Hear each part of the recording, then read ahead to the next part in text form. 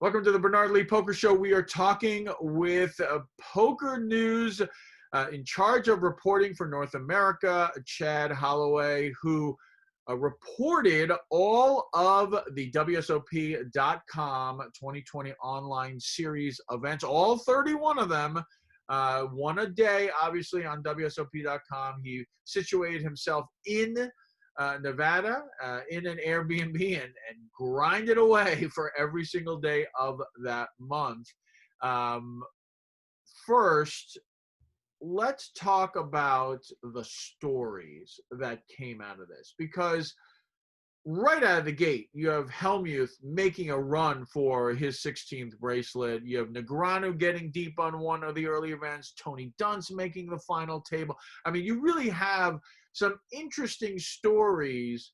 But to me, when you got into the middle side, right around event number 9, 10, 12, now suddenly you're getting these very interesting stories. 13 also, right there. It was a weird spot where you have Ron McMillan, who's been on the show, screaming into a camera for playing online for the first time. You have Ryan Torgerson, who goes basically back-to-back runner-up winner. You have Joey is a mush, quote-unquote, Ryan DePaulo, again, who's been on the show, in a Whole Foods parking lot. You have Michael Leck, who we've interviewed. We'll see him as well, who's dancing around like crazy. It really got interesting right in that middle time frame. And I think, at least for me, I will tell you, it inspired me to go down and play the last week. I think it really hyped a lot of people up, and it got a lot of people interested. Of course, later on, you got a lot of people with some very recognizable names. You have former WSOP main event champion Joe McKeon winning, longtime player, WPT champion Pat Lyons, Tony Dunst, obviously WPT commentator. You have WPT Academy trainer Nick Binger winning. It was definitely a series that really had a lot of everything. What are the stories that you're going to take out of this when you walk away from the WSOP this summer? Yeah, I think it's the stories that really made this a success. And I'm comfortable saying that. I was wondering how the WSOP.com portion of this schedule would play out throughout July, how it would be perceived and accepted by the poker community. And I think that it was well received by them because of these stories, because of a lot of them that we had, and then the numbers as well, just real quick. Through 31 events, they had 44,179 entries and awarded just south of $27 million in prize money. So those are solid numbers. And you look at the field sizes throughout, they were good when you're considering the player pools were just from Nevada and New Jersey. I think by all metrics in that regard that it was a success. And then, of course, like we said, the stories is really where it was at. And to have such good stories come from online events, you don't always see that. Online events can be kind of dry, but thanks to just some interesting winners, the history behind them, and then of course us in the media being able to talk to some of these players. I know, like you said, you had Ron McMillan on the podcast and things like that really helped boost it. For me, some of the bigger stories that came out of it were I know when Nathan Gamble, he became the first former bracelet winner to win a bracelet during the online series. So that was pretty exciting. 2 days after that, Alan Gehring won one, which for me, as somebody who is steeped in poker history, was really, really cool. Because I remember him from the WPT. Exactly. Yeah, and just very memorable. And then he had finished runner-up in the 1999 main event. Yeah. So he had to wait 21 years to get that kind of redemption and finally get that bracelet. Right. And then you have, on the flip side of that, a couple days later, or no, the very next day rather, is when Ron McMillan won, which was a great story. He beat Ryan Torgerson heads up. So Ryan Torgerson had to wait. He finished second, and then the very next day he came back and won the next event. So you got Alan Gehring had to wait 21 years. Yeah. Ryan Torgerson had to wait 1 day to come back, which was just barely 24 hours, if that. Yep, yeah, exactly. So, and it was incredible. That Ryan Torgerson is an incredible story, because I remember seeing the Ron McMillan. I know Jeff Fielder, who was there. He did the video, had him on the show. I even talked with Jeff during the podcast. And I remember seeing I'm sorry is a very, it sticks in your mind. It's not one of these weird ones. And I remember seeing it, and it said something like I'm sorry wins or whatever. And I went, wait a second, I thought he lost. I'm confused. And then I clicked on the story and I saw that he won. And I told Ron McMillan, he was like, did he really win? How cool. And Ron said, I don't know how many people left in the next event, but he was like chip leader with like, again, I'm something like 50 or 60 left to go. So, I mean, incredible. They could have ended up heads up again, amazing. Yeah. What a story that would have been, right? Yeah, and then just the stories, how they were spaced out, I think made a big difference too. Like you mentioned, in the middle there is when we got people got excited because of the stories. The ones we just mentioned, 2 days after Torgerson won, you had Ryan DePaulo winning in the Whole Foods parking lot, which, went poker viral. I thought that was a great story. Yeah. The very next day, the next 2 days in a row, as a matter of fact, you had Michael Leck, yes, who, an 8-time circuit ring winner, finally gets a bracelet, and he's done all this since 2016. Just an incredible rise in 4 years in the poker world. Then you had Joe McKeon winning the high roller for his 3rd bracelet, which is just, anytime a former main event champ has success, I think everybody gets a little excited in the poker world. And then a few days after that, you had Pat Lyons, Ichi Kawawa. Yeah. He's a WPT champ, fairly well known in the poker industry, I think, and he gets his first bracelet. Scott Hempel wins the next day, not a big name, but then you learn that he's at a WPT final table that's on hiatus right now because of the pandemic, and so he's got to wait for that to play out, and he just ships a bracelet in the meantime. I think that was really cool. A couple days after that, you had Kevin Gearhart, who last year won the Raz event, 1500 at the WSOP. Comes in. It's the only event he played all summer long. Wow. One and done. He wasn't going to play anything because he didn't really agree with the rake that's being charged in some of these events. But somebody talked him into playing the PLO event, 6-handed, $500 buy-in. He ships that for $97,000. Second bracelet. Just a no great problem. story. Yeah. No big deal. And then the next day, Tony Dunst, right, the WPT commentator, wins his second bracelet, which is a great story. And then a few days after that, you had Nick Binger, who at the time, we didn't know who it was, reporting. Oh, really? It was an unknown screen name at the time. We didn't know until the morning after, when WSOP released the results, that it was in fact Nick Binger that beat Ryan Lang heads up. That's cool. 2 days after that, you had Ethan Yao, who was streaming on on YouTube, and that was just a pretty cool young guy. Plays 1-2, 1-3 no limit hold'em. Likes to stream, and there he is streaming $165,000 win. And then Ian Steinman wins the no limit hold'em freeze out the next day, which vaults him to the top of the leaderboard, which he would go on to hold on to after an incredible series. And then you close it all out in the No Limit Hold'em Championship event, which, is very exciting as it is. But you got Narain Two Rivers Tamero is the first woman bracelet winner of the entire series, which was a great capstone, in my opinion, because she did it after women did well throughout all the bracelet events. Several final tables and what have you, and then you close it out with a woman breaking through to win, which was very exciting. There were a lot of women in this in the series. There were a lot of cashing, so it was great to see that. Obviously, we've talked about this for several years, especially when it came so close to having a couple women at the WSOP main event final table, that could be the next big breakthrough. And so to see that online, it creates some opportunities and hopefully some hope as well. We are talking with Chad Holloway, tournament in charge of tournament reporting in North America for Pokernews. So, Chad, of these, incredible stories all around, obviously, from the big names like Tony Dunst and Nick Binger, Joe McKeon winning, to the players that are obviously unknown and yet have a following elsewhere, like Ryan DePaulo, Ethan Yao, who is streaming. Some fantastic stories from start to finish. What about the tournaments themselves, do you think that there could be some potential improvements if they do this again some other time? I do. And just real quick before I dive into that, I want to talk about a little story that really nobody picked up on, and it didn't get much attention. And I think it was because he ended up finishing second, and that was in the penultimate tournament of the series, was the seniors event. Yeah. You had to be 50 years old to play that one, and it got a field of 720 entries, and it was won by New Jersey's Jonathan Lesson, who goes by Sugar J.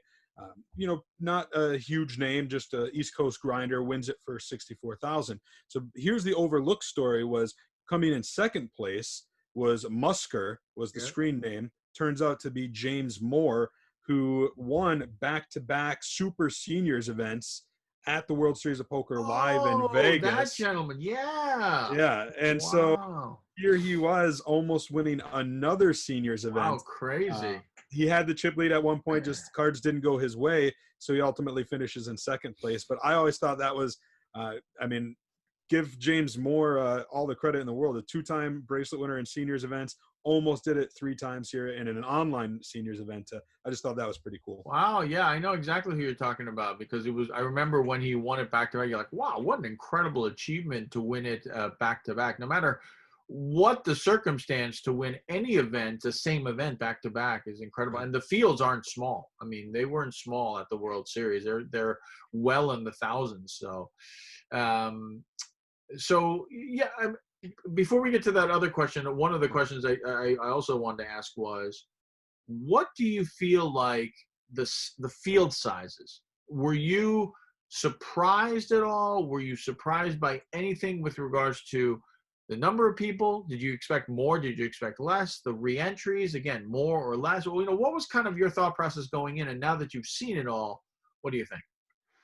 The numbers were great, in my opinion, bigger than I anticipated pretty much throughout. I mean, we set a good tempo, if you will, with event number 1 was the kickoff event, got 1,715 entries. I had a debate, I think, with Jeff Platt prior to the series. What sort of numbers are we going to get in this? And we really thought we could get as low as 500. We could get up to maybe like 2,000. And here we are on the upper end of that with 1,715. And then it kind of held steady throughout the entire series. When the buy-ins went up, you'd see the field sizes go down a little bit, which just makes sense. The more expensive the buy-in, prices quite a few people out.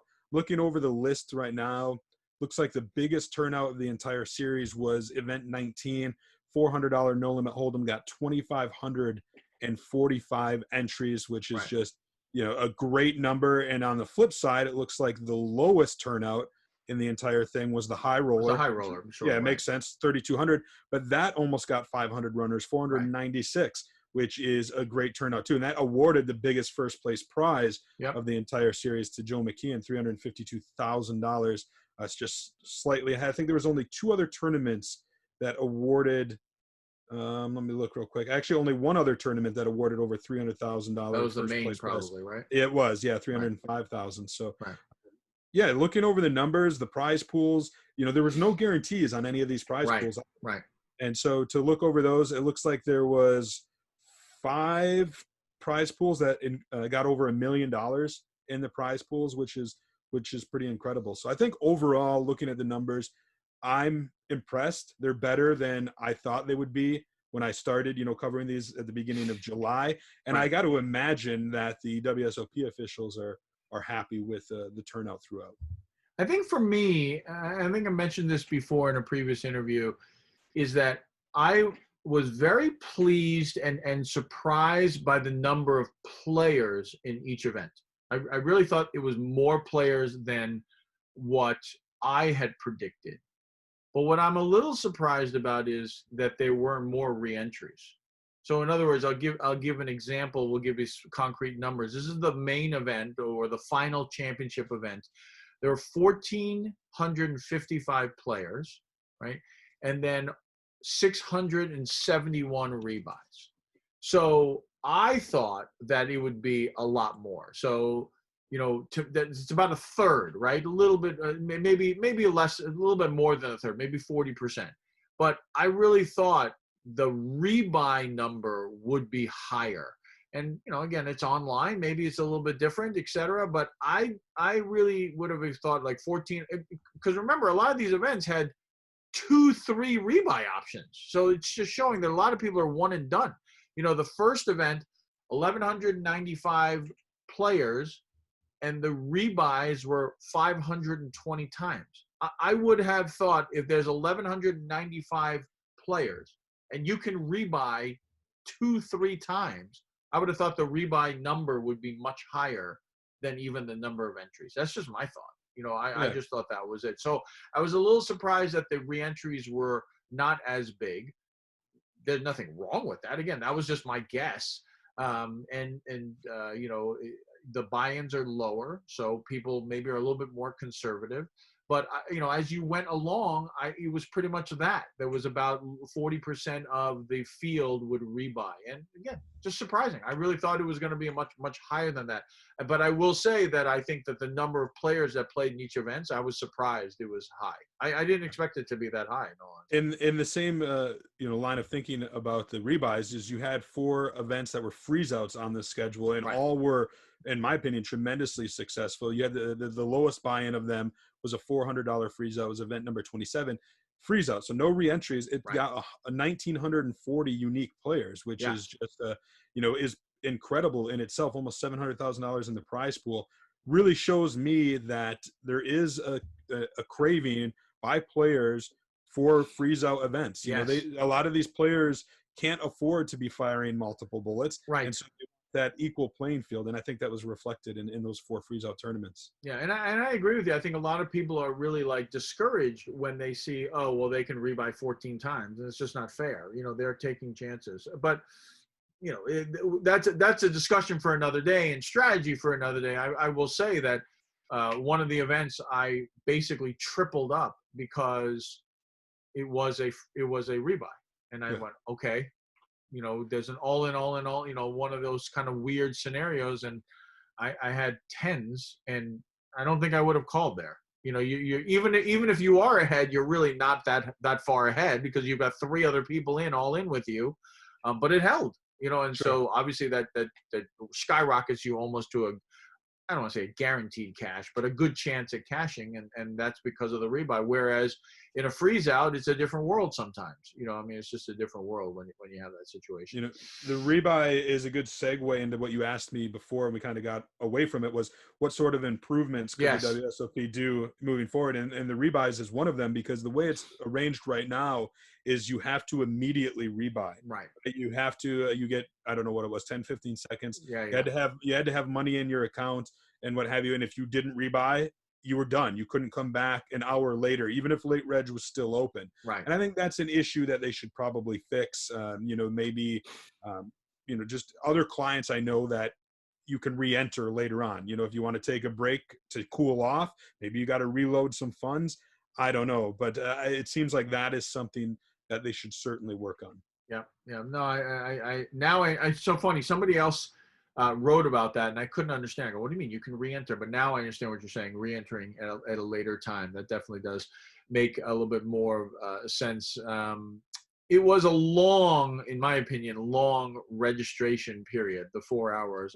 I would say even cutting it an hour wouldn't be horrible. And also that also eliminates this. Usually right before rebuy period, and I'm not saying this is good or bad, but it definitely gets more entries, right?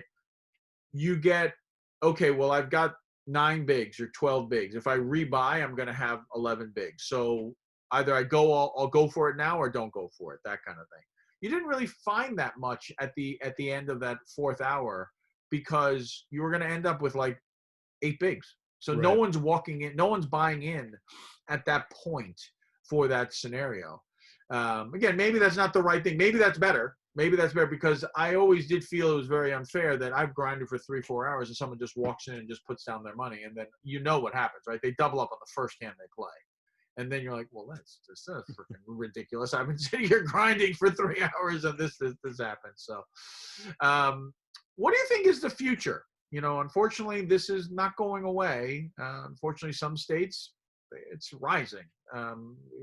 That's another debate, and that's another political issue. That's not what we're here to talk about. It's just factual.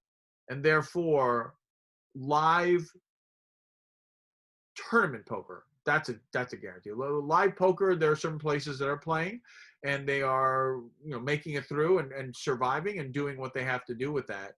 But I don't think live tournament poker is going to be coming back anytime soon. And I would be surprised if you see big tours even thinking about 2020. I think it's on to 2021, and let's figure it out from there. So what do you think the future is for these tours? Is it all going online based? And then what does that mean for you guys at Poker News?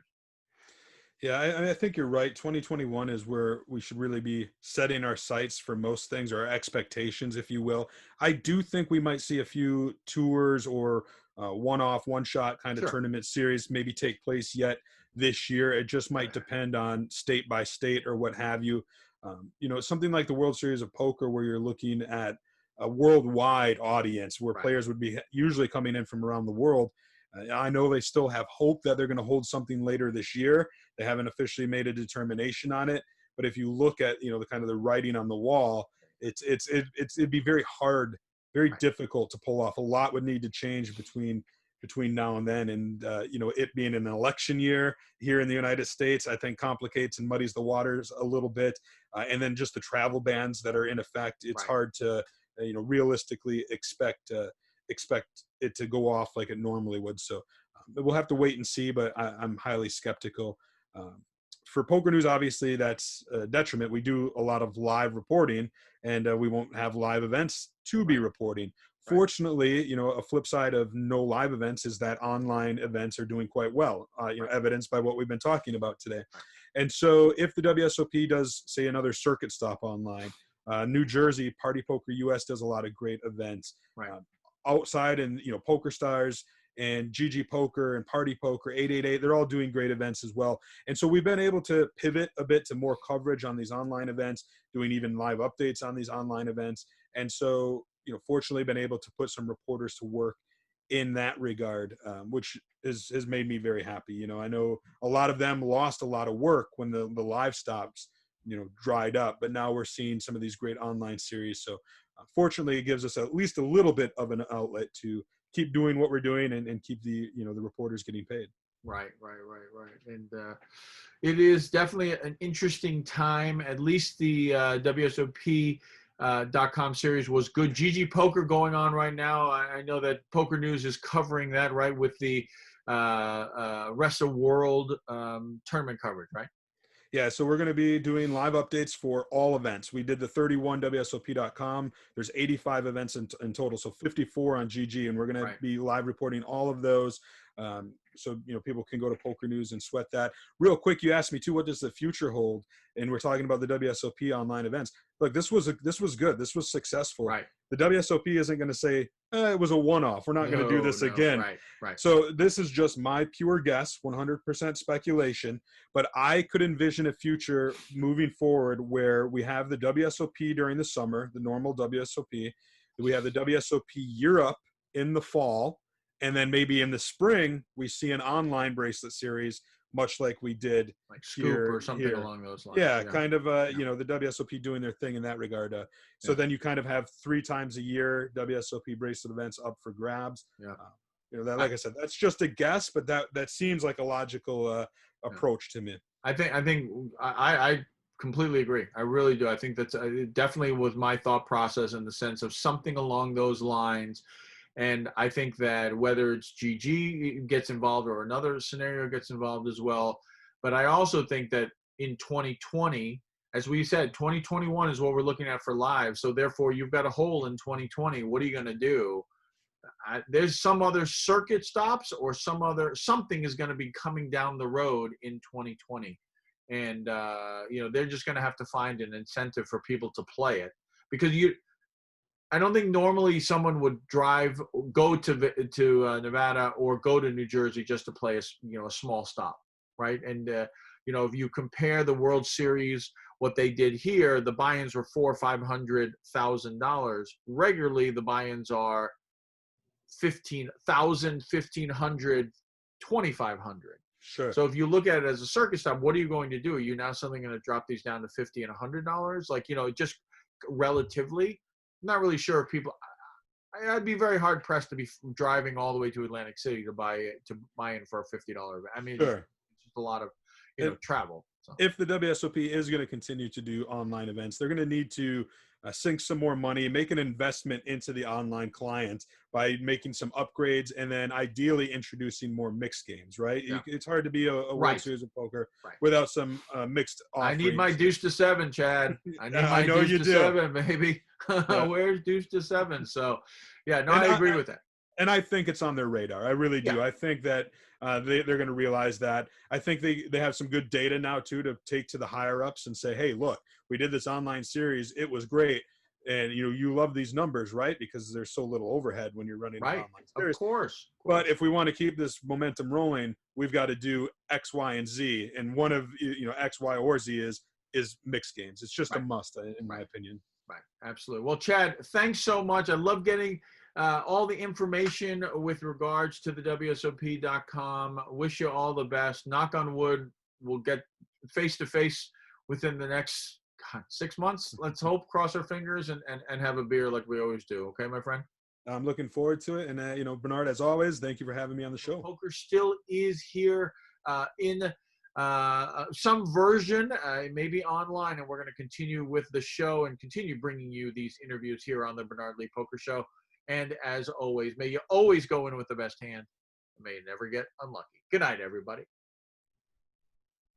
Hey, Chad, thanks so much for coming on and giving us your insights of this summer's WSOP.com 2020 Summer Online Series. Yeah, my pleasure. It's always great. And, I think this might be the first time that I've done the video portion of this with you. It's always been the podcast audio version. So I'm excited that we've got to do this. And, I know that doing Pokernews videos always say they got to like, rate, subscribe, right? Like there's buttons down here. That's right. They got to do. Down there. Go ahead. But press.